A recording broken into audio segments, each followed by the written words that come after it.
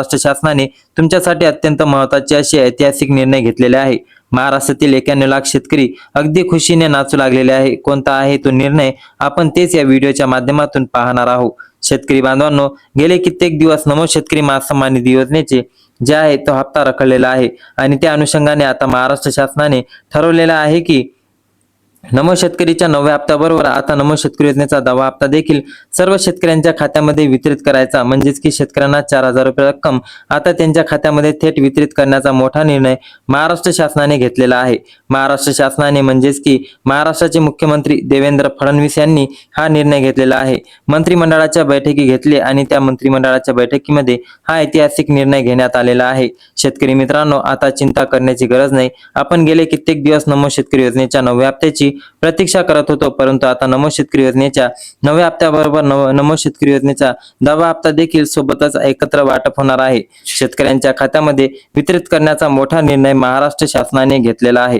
महाराष्ट्र शासनाने आजपर्यंत नमो शेतकरी योजनेचे 8 हप्ते सर्व शेतकऱ्यांना दिले, तर पण आजपर्यंत नमो शेतकरी योजनेचे 2 हप्ते सोबत शेतकऱ्यांच्या खात्यामध्ये वितरित कधी पण झालेले नाही।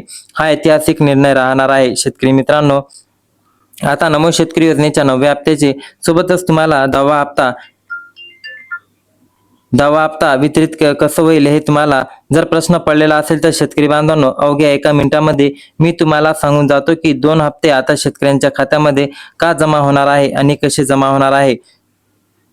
शेतकरी मित्रांनो, ज्या वेळेस PM नमो शेतकरी योजनेचे हप्ते शेतकऱ्यांच्या खात्यामध्ये 9वा हप्ता वितरित व्हायला पाहिजे होता, त्यावेळेस 9वा हप्ता वितरित झाला नाही आणि त्यांच्या नमो शेतकरी योजनेचा 9वा हप्ता ज्यावेळेस वितरित होणार आहे त्यावेळेस नमो शेतकरी योजनेचा 10व्या हप्त्याचे देखील टाइम होऊन गेलेले आहे, म्हणजे दोन्ही हप्ते एकत्रपणे यांची वेळ आलेली आहे। त्यासाठी महाराष्ट्र शासनाने ठरवलेले आहे की या योजनेचे बॅलन्स राहावं आणि या योजना कोणतीही रखडू नये, कोणत्याही योजनेला अडथळा येऊ नये, त्यासाठी दोन्ही हप्त्याचा टाइम निघून गेलेला आहे आणि आता दोन्ही हप्ते सोबत शेतकऱ्यांच्या खात्यामध्ये जमा केल्यामुळे ही योजना आता बॅलन्स मध्ये राहणार आहे। म्हणून शेतकरी मित्रांनो, म्हणजेच की पुढे जर हप्ते व्यवस्थितपणे शेतकऱ्यांच्या खात्यामध्ये वितरित होत राहतील तर शेतकरी बांधवांनो, हा महाराष्ट्र शासनाने घेतलेला स्टँड आहे। शेतकऱ्यांच्या हिताचा हा निर्णय असणार आहे आणि आता सर्व शेतकऱ्यांच्या खात्यामध्ये 4,000 एवढी रक्कम जमा होणार आहे। परंतु शेतकरी बांधवांनो, आता तुम्ही एक लक्षात घेणं अत्यंत महत्त्वाचं आणि गरजेचं आहे की याच पात्र शेतकऱ्यांच्या खात्यामध्ये 4,000 रुपये लाभ जमा होणार आहे। शेतकरी मित्रांनो, कोणते शेतकरी पात्र असणार आहे, कोणते शेतकरी अपात्र असणार आहे, महाराष्ट्र शासनाने कोणते अटी व नियम लागू केलेले आहे, सर्व काही डिटेलमध्ये आपण या व्हिडिओच्या माध्यमातून पाहणारच आहोत। महाराष्ट्र शासनाने सर्वात पहिली अट लागू केली आहे की ज्या शेतकऱ्यांनी KYC केलेले आहे अशा शेतकऱ्यांना या योजनेचा लाभ मिळणार आहे, परंतु ज्या शेतकऱ्यांनी KYC केलेले नाही अशा शेतकऱ्यांना मात्र आम्ही या योजनेपासून वंचित ठेवणार आहोत। दुसरी अट आहे फार्मर ID असणे, फार्मर ID ही बंधनकारक आहे।